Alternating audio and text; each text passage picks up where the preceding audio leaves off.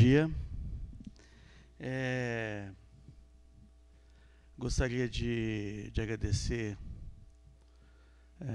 na pessoa do Mil, do Daniel, o convite para participar dessa mesa e para participar desse evento que tem trazido boas discussões, né? Uma pena que pelo tempo que a gente acaba não conseguindo debater, dava vontade de debater a cada um, mas como eu já teria meia hora pelo menos para me expressar aqui, eu evitei de também fazer perguntas, né? Que a gente tende a querer fazer uma palestra a cada pergunta que a gente quer fazer, né? Bom, mas eu vou passar direto ao assunto. Primeiro, fazer uma propaganda básica, né, desse livro, porque tem a ver com o que eu vou falar, Educação à Distância, tão longe, tão perto, do Centro de Apoio à Educação à Distância da UFMG, da qual eu sou atualmente o diretor. E nós estamos fazendo um esforço aí, como todos vocês, de trabalhar com uma educação à distância que possa atender aos objetivos de democratização e de acesso para aquelas pessoas que realmente teriam muita dificuldade, tendo em vista a distância regional, principalmente no estado como Minas Gerais, de realizar um curso superior. A UFMG decidiu já institucionalmente para fazer oferta somente no estado de Minas Gerais e, sobretudo, no norte de Minas, que é a região que tem maior deficiência. Então, alguns me perguntam sempre, mas vocês não vão para outros lugares? Não. Enquanto não resolvemos o problema mineiro, nós vamos continuar em Minas, atuando no norte, nas regiões mais afastadas. Então, como opção política da universidade, eu acho que tem sido importante para a universidade essa decisão que está no PDI, e, com isso, a educação à distância na universidade tem se institucionalizado de uma forma bastante rápida. O nosso centro não é o concentrador da oferta, nós somos um centro de apoio. A minha diretoria discute, pensa a educação à distância e presta apoio aos cursos, mas os cursos são ofertados nas unidades de origem, com os colegiados de origem, e isso tem sido um fator bastante positivo na resolução de uma série de problemas que a gente enfrenta, que a gente certamente enfrentaria se tivesse concentrado a oferta num grupo pequeno. Nós usamos toda a universidade para isso. Bom, nós não combinamos aqui, mas foi interessante que normalmente a mesa não combina, né? O organizador dá a temática, cada um pensa. E de vez em quando ele se vê apertado, né? Porque todo mundo pensou a mesma coisa e vai falar mais ou menos as mesmas coisas. Aqui nós tivemos uma felicidade que, apesar de falar as mesmas coisas, ou pelo menos ter uma perspectiva muito próxima, nós estamos enfocando coisas diferentes. Eu resolvi, porque eu tenho um grupo de pesquisa, e quero até agradecer aqui as meninas que estão aqui, a Fernanda, a Priscila e a Nara, que me ajudaram aí nessa tarefa, mais 3 que ficaram lá. Nós estamos fazendo uma pesquisa nas teses e dissertações no portal CAPES. Para nossa surpresa, nós encontramos 1084, de 2005 a 2011. 1084 dissertações e teses. É demais da conta, como dizem os mineiros, né? Como nós mineiros, é demais da conta. Mas, ao mesmo tempo, é um trem bom demais, né? Porque a gente nota que é uma área que tem um campo que tem muito desenvolvimento, que é muito fértil. Embora a gente identifique alguns problemas já até apresentados aqui, mas nós vamos mostrar aqui para vocês como é que se dá. Bom, essa pesquisa está em fase inicial, não tá terminada, mas já tem alguns dados que a gente pode mostrar. O gráfico de crescimento, né? O valor de crescimento das teses ano a ano, né? Elas teve uma pequena queda em 2007, 2008, que a gente não sabe ainda por quê, vamos tentar saber por quê, que diminuiu um pouco, e depois vem 2008, né? Sobretudo com o fortalecimento da OAB, tem muito trabalho sobre a OAB, então essas dissertações e teses cresceram muito. Ela se divide entre rede pública e privada, quer dizer, aí tem uma parcela, 31%, 30 e poucos por cento, de programas da iniciativa privada, universidades privadas, mas a sua grande maioria, quase 70%, nas universidades públicas. Bom, esse levantamento, só para vocês terem uma ideia, nós pegamos algumas palavras-chave, não colocamos muitas, porque nós percebemos que aumentando as palavras-chave, nós ficaríamos com um número muito grande de trabalhos, maior do que a gente daria conta. E, no fim, então, nós consideramos 1.084 dissertações e teses que têm essas palavras-chave: educação à distância, EAD, educação virtual, e-learning, educação online, Universidade Aberta do Brasil. Como eu disse, uma grande parte sobre a Universidade Aberta do Brasil. E fomos vendo algumas categorias, alguns elementos, né, vamos dizer assim, dessas teses e dissertações, pela dependência administrativa, que eu já mostrei, né, pelas temáticas, sobretudo AVA, tutoria e gestão, se concentram muito dentro dessas três categorias. E nós procuramos identificar entre as análises mais conceituais e as análises mais descritivas ou, muitas vezes, prescritivas, né? Um grande número de trabalhos são prescritivos, que não só descrevem, como tentam prescrever como que a educação à distância, então, conforme a minha experiência, a educação à distância tem que acontecer desse jeito. E as áreas do conhecimento que elas foram trabalhadas. Então, nós podemos ver aí a distribuição entre universidade pública e privada, ver que a gente começa lá com 113 no início, 103, né, que é essa dispersão aí de dissertações e teses. E o que eu vou parar aqui um pouquinho mais por conta das áreas. Nós não pesquisamos só na área de educação, nós pesquisamos em todas as áreas.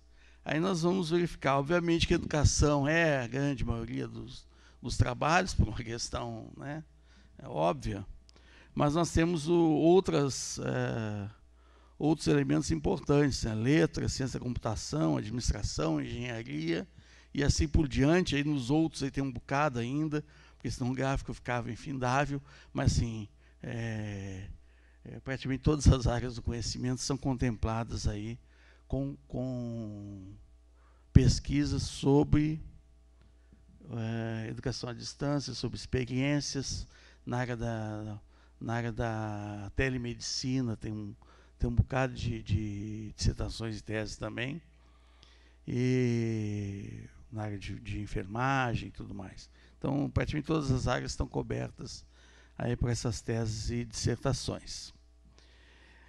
E no que me interessava mais nesse momento em perceber, e que era uma hipótese inicial e que me levou a iniciar essa pesquisa, era uma preocupação de que nós temos o excesso de textos com uma análise descritiva. Então, que corrobora com as pesquisas internacionais, né? Nós temos aí no mestrado 2% apenas 2% desses todos aí tem uma análise conceitual, e no doutorado um pouco menos de 2%. Até achei curioso, porque eu imaginava que no doutorado, né, fosse mais. Mas, enfim, isso do total, né? Presta atenção que o total soma 100, né? Então, você tem aí 75% de mestrado e 20 e poucos do conjunto, 1,7, né? Se fosse só do doutorado, seria mais, obviamente. O que mostra, o que a gente tem percebido é que a educação à distância, por uma série de questões, pela indução pública, a partir da OAB, pela indução de fomento, avaliação, de fomento, inclusive, de recursos para pesquisa, como temática, como um tema que passa a ser uma moda, né, um certo modismo na área de pesquisa. Então, a gente acaba encontrando um elevado número de pessoas preocupadas com essas questões. Porque se a gente for verificar quantas pessoas estão engajadas hoje na educação à distância, e pelo próprio tipo de contratação que nós fazemos na educação à distância, uma contratação precária, através de alunos de mestrado e doutorado, através de bolsas e de professores bolsistas, né? Na sua grande maioria, eles acabam sendo induzidos a buscar mestrados e doutorados também nessa área que eles começam a atuar como tutores. Nós temos muitos casos de pesquisa em outras áreas, no mestrado, por exemplo, entra na tutoria, e aí a pesquisa seguinte, fatalmente, é sobre tecnologia e educação à distância. Isso é um fator extremamente positivo, né, dessa busca, mas é também, contraditoriamente, um elemento preocupante, porque esses dados vão nos mostrar que nós estamos trabalhando em uma seara com pouca definição conceitual de categorias que se possa navegar no mar, que se possa navegar mais tranquilamente. De repente, tem várias pessoas falando coisas aparentemente parecidas, mas que são opostas. É muito comum as pessoas, no final de uma palestra que eu faço sobre tecnologia, educação à distância, fiz muitas nos últimos anos. No final, as pessoas dizem: não, gostei muito da sua palestra, porque você falou isso e isso. E não foi exatamente isso que eu falei. Porque há muita confusão conceitual em relação às temáticas principais. E por um outro lado também, nós temos muitas afirmações. A educação à distância tem se desenvolvido, talvez, por uma reação política, ao próprio preconceito contra a educação à distância. Nós tendemos a ser mais afirmativos.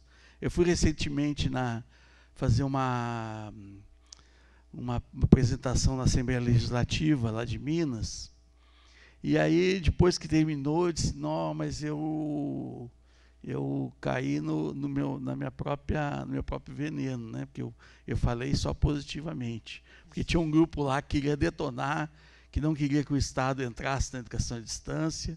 Então, eu fui levado a uma posição política que normalmente não expressaria daquela forma, mas devido ao embate político do momento, né, e foi filmado, tal, quer dizer, futuramente isso pode desabar na minha cabeça, dizer assim: ó, tá vendo? Ó, você fala da crítica, mas você não fez crítica nenhuma lá, falou que tudo é uma maravilha, tudo, né? Porque há uma necessidade de afirmação, e isso a gente tem que ter cuidado, né? Tem que ter cuidado nas orientações, nos trabalhos. Eu preocupo muito com dissertações e teses, porque essas pesquisas, nós temos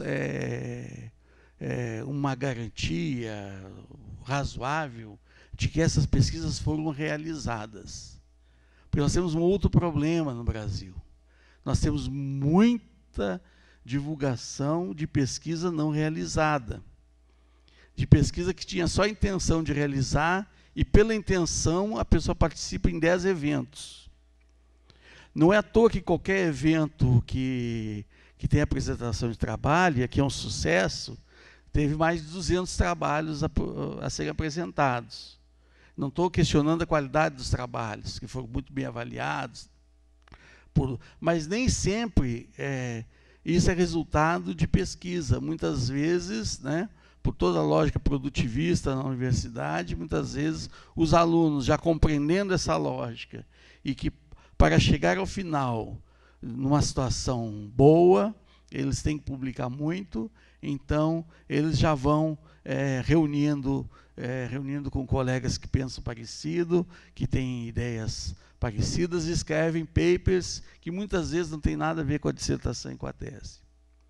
E muitas vezes não tem nada a ver com a pesquisa. E nós, professores, fazemos isso também, né? Não são só os alunos que fazem isso.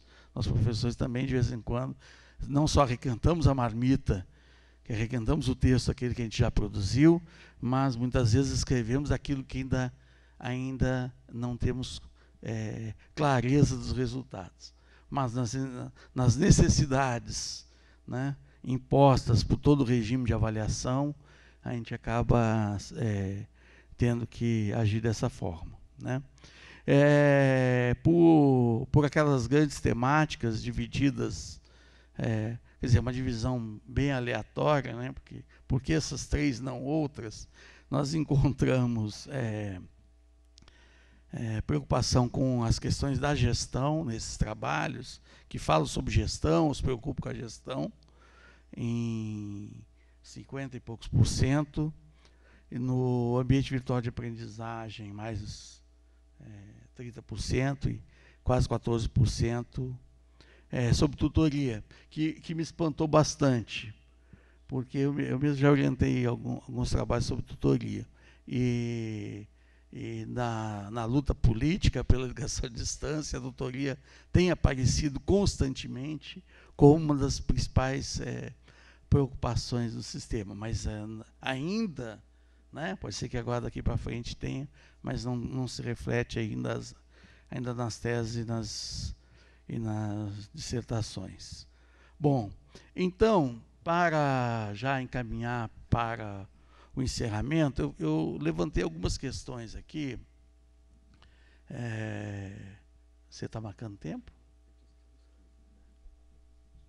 Já dos 20, poxa, ele é meu amigo, tá vendo? Marca só no final. Mas eu vou encerrar rápido, não me preocupa não, eu vou encerrar rápido. Normalmente, meus alunos falam que eu falo uns 5 finalizando, e depois eu tenho pelo menos 5 ideias para finalizar. Mas, enfim, finalizando, são só esses itens aí, eu falo cada um em 10 minutos, vai rápido. Uma coisa que eu já falei, né, que são conceitos difusos, né, então não vou dizer, conceitos difusos, mal elaborados, falta precisão conceitual. Há um pressuposto da flexibilidade como o maior trunfo da EAD, mas quando a gente olha para valer, a gente vê que os nossos cursos são completamente engessados, os muros da escola se transformaram em muros virtuais, e nós não conseguimos romper esses muros, porque eles aparecem com muita força lá. E é preciso, e tem pouca discussão sobre essas questões nessas pesquisas todas.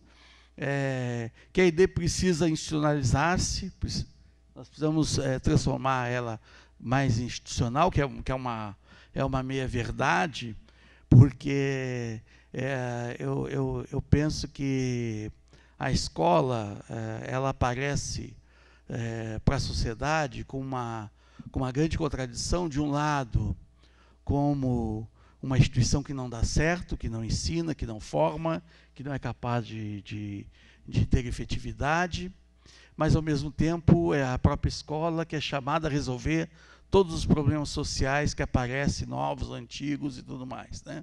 Tanto que, para todos os problemas sociais, a gente tem que incluir alguma coisa na escola. Você tem problema de sexo, sexo na escola, do trânsito, trânsito na escola, problema do campo, campo na escola, tudo, homofobia, homofobia na escola, tudo vem para a escola. E é preciso, para que a escola possa cumprir o seu papel, é preciso que a escola, do ponto de vista do ensino presencial mesmo, 3 minutos. Poxa, passei de 15 para 3, assim, tão rápido. É preciso romper com os muros da escola. Não só, porque se a gente não romper com os muros da escola, na distância, nós também não vamos romper. É preciso que a escola quebre suas paredes e ela se abra para um ensino que possa ser permeado e mediado pelas tecnologias que estão aí. Né? Não dá para pensar mais o ensino como um ensino que vai ser realizado entre 4 paredes. Pode até eventualmente ser realizado alguma coisa entre 4 paredes, mas é preciso abrir essas fronteiras da escola. É preciso que ela deixe de ser uma instituição total para ser uma instituição aberta, né, com uma educação aberta com a sociedade. Então, isso a gente precisa pesquisar sobre as possibilidades, a partir de referências conceituais mais claras, sobre essa possibilidade. O custo da EAD é menor. Bom, nós sabemos que, para fazer uma EAD decente, empiricamente, nós vemos que o custo é grande. Mas, infelizmente, nós não identificamos nenhum trabalho desses todos que discutem efetivamente qual é o custo de uma boa educação à distância. Quer dizer, nós falamos, mas nós não encontramos estudos sobre essa questão. Que as taxas de evasão são elevadas também é muito complicado. Eu tenho cursos de educação à distância, como a Escola de Gestores, quem tem alguns colegas aqui, que nós não temos mais do que 5% de desistência no curso todo. Se o curso é um sucesso, e tem TCC de final de curso, que é o bicho, o cão chupando manga, mas chega no final e faz o TCC, em 2 anos, 90 e tantos % dos alunos terminam o curso. Né? Nós temos cursos de licenciatura em Química, que tem mais de 60% de evasão. Mas, quando eu olho presencial, eu vejo que a licenciatura em Química também enxota os alunos do primeiro e do segundo semestre, já no ensino presencial de cara. Então, a gente tem que trabalhar melhor essa dimensão, para que a gente não caia nessa onda. Não, tem mais evasão mesmo, tal. Bom, depende muito das formas, né? Que as tecnologias facilitam o trabalho docente, também é outro processo contraditório, né, que facilita, mas também dificulta, também intensifica. A gente tem que prestar atenção nessas questões, e as pesquisas, eu estou levantando isso porque as pesquisas não mostram, estou botando como questões porque as pesquisas mostram pouco essas dimensões. A ideia do ensino-aprendizagem, como a EAD fosse mais moderna, mais atual do que... Muitas vezes a EAD proposta é até um retrocesso do desenvolvimento pedagógico atual, né, porque é tão engessada. A mudança na qualidade espaço-tempo, que já foi trabalhada aqui, aumenta a produtividade do trabalho, né, que ela aumenta a produtividade do trabalho, mas intensifica também o trabalho, ela abre mais fronteiras, né, de trabalho, e processo de individualização. Esses são tratados, normalmente são tratados, mas mais na relação de que o aluno, como um benefício para o aluno, ele tem um atendimento individualizado. Mas, na realidade, ele está individualizado num processo que, muitas vezes, o deixa longe, né? Não traz ele para perto, né? Ainda é mais complicado, né? Porque se vê sozinho, solitário, né? E a solidão, como a gente forma muito, na maior parte da educação à distância, na UAB pelo menos, de formação de professores, a solidão, como o professor José Correia já publicou um livro em Portugal há muitos anos, Solidões e Solidariedades Docentes, a solidão é o que mais o professor já passa. Então, ele não precisa dessa carga, na formação dele. Ele precisa de um choque de solidariedade. Ele precisa compreender que a gente produz conhecimento do coletivo, que a gente produz a vida, que a gente produz a relação com as tecnologias, são nas relações sociais, e não simplesmente no isolamento da sua casa, com uma mediação com a máquina, né? É preciso que as pessoas estejam presentes cada vez mais na educação à distância, na educação como um todo. Já o Milton cara bravo lá, então vou encerrando. Muito obrigado.